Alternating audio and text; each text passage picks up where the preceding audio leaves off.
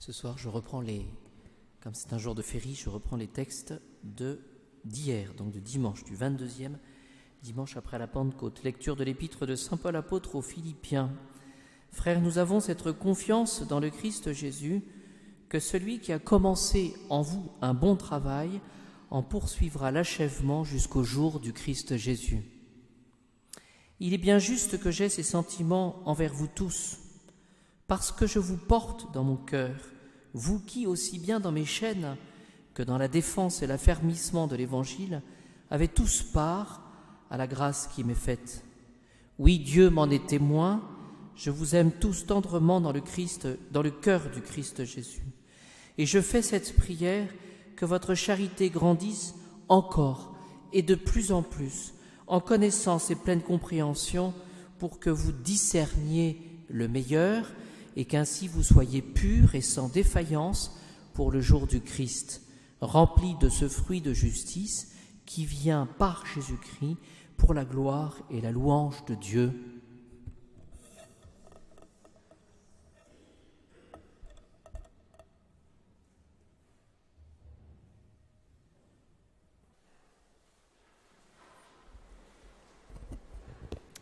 Je vous invite dans vos missels, ce soir tranquillement, à reprendre l'oraison de la messe d'hier, du 22e dimanche après la Pentecôte.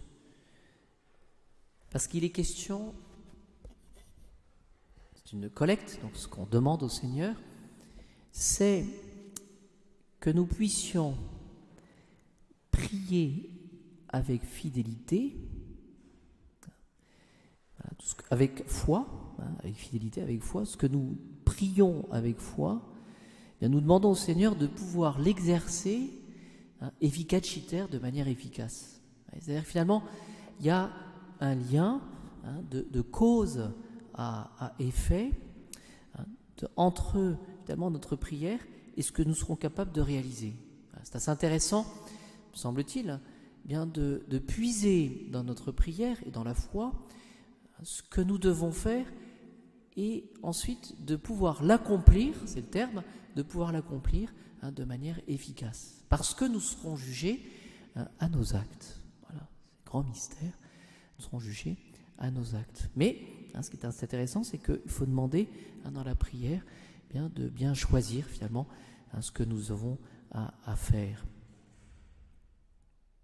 Autre point que je retiens dans l'épître aujourd'hui, c'est finalement cette grande charité de saint Paul. Il nous invite à participer aux grâces qu'il reçoit. C'est-à-dire que finalement saint Paul, il le dit, attendez que je retrouve, voilà, vous qui, aussi bien dans mes chaînes que dans la défense et l'affermissement de l'Évangile, avez tous part à la grâce qui m'est faite. Et ça, on est pleinement dans la communion des saints, c'est-à-dire que ici, présent, par notre prière, par cette assistance à la messe, nous allons obtenir des grâces, mais que nous pouvons partager entre nous. Voilà. Ce que nous allons obtenir, bien, nous l'obtiendrons, non pas pour nous tout seuls, mais pour tous ceux que nous aimons, tous ceux qui sont autour de nous. Voilà. Donc relisons pour les textes de la parole de Dieu pour pouvoir les goûter. J'ai pris quelques notes, je serai rapide. Le livre du mois, Sainte Catherine de Gênes, et sur le purgatoire. Alors j'ai glané, j'ai pris quelques considérations sur le purgatoire pour nous aider justement à bien prier pour l'Église souffrante pendant ce mois de novembre, la mort. J'ai noté passage vers l'amour. Est-ce que je me prépare chaque jour à cette échéance inéluctable de la mort? Voilà. La mort qui n'est pas une fin, c'est pas l'arrêt brutal de notre vie, puisqu'il y a notre vie spirituelle, notre vie de l'âme. Ce n'est pas non plus un recommencement indéfini, la mort. Vous voyez, on entretient ce flou, on le craint d'ailleurs, on ne sait pas trop ce que c'est. Mais nous avons cette certitude de foi que le Christ Jésus, par sa mort, a vaincu, et par sa résurrection, donc, nous a gagné l'éternité. Donc il s'agit de commencer à construire cette vie avec Jésus, cette vie qui ne terminera pas justement par la mort, au contraire qui sera amplifiée. C'est une espérance d'une vie qui ne finit pas. Vous voyez, cette notion d'immortalité de l'âme. On construit pour l'éternité d'une certaine manière, pour l'immortalité. Un bonheur parfait que personne ne pourra jamais nous enlever.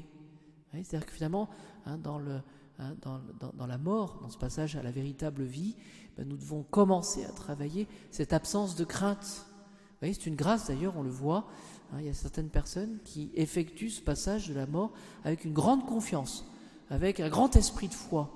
C'est une grâce qu'il faut demander au Seigneur parce que ce n'est pas évident. Pour le face-à-face avec le Dieu miséricordieux. Ce bon Dieu qui nous aime. Pourquoi ? Parce que par définition, il veut nous partager son bonheur. Il veut nous le donner. Ce ciel et la mort, c'est le premier jour où il le donne véritablement. Autre petite note que j'ai pu prendre, c'est que finalement, nous connaissons notre vie, nous savons ce que nous sommes, nous savons ce que nous valons dans le secret. Alors on peut se faire des mensonges, on peut être dans l'illusion par rapport à nous-mêmes, mais justement cette illusion, elle est basée finalement sur cette connaissance de nous-mêmes. Vous voyez, c'est faire la politique de l'autruche. Et donc, on peut considérer que notre vie est loin d'avoir la pureté nécessaire pour paraître en présence du bon Dieu. D'où la raison d'être un petit peu du purgatoire. C'est l'acceptation finalement de ces péchés. En termes un peu plus théologiques, on parlera des péchés véniels de propos délibérés. C'est-à-dire finalement, on accepte dans notre vie une sorte de médiocrité. Voilà, on dit bon, ça c'est pas grave. Voilà, ça suffira, ça ira bien. Ben non, le Seigneur nous appelle à une certaine perfection qu'il nous donne. Vous voyez ? Et donc, finalement, l'existence du purgatoire sera nécessaire eu égard finalement à notre manque de pureté, cette médiocrité que nous entretenons, c'est ça qui est important de préciser, que nous entretenons de manière involontaire, et la pureté du bon Dieu, vous voyez, cette sainteté du bon Dieu. Il n'y a aucune proportion entre la sainteté de Dieu et notre état limité et pécheur. Et donc, il existe de foi catholique un état transitoire après notre mort, c'est ce temps de purgatoire, où Dieu permet, au purgatoire, il nous promet de nous donner ce ciel. On a cette certitude du ciel. On est sauvé au purgatoire.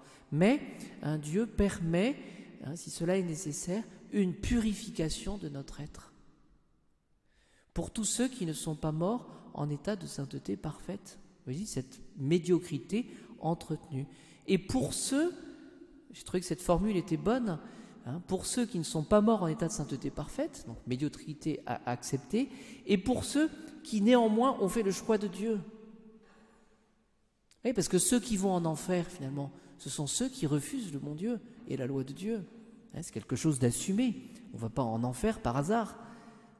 Mais alors donc ceux qui vont au purgatoire, ce sont ceux qui ont fait le choix de Dieu, mais c'est dommage parce qu'ils ne vont pas jusqu'au bout.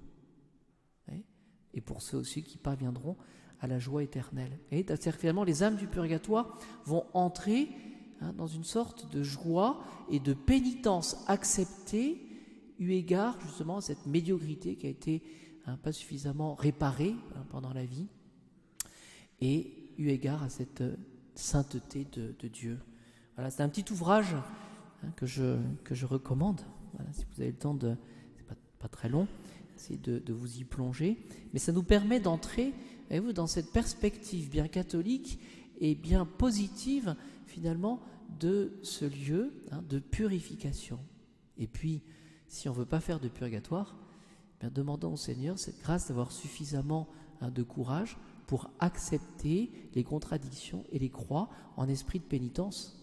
Voilà, parce que nous sommes pécheurs, les choses qui se présentent dans la journée. Et la conséquence, je dirais, directe de cela, c'est que celui qui a compris qu'on peut faire pénitence des croix quotidiennes, cette personne-là, elle ne se met plus en colère. Mais c'est difficile, ça.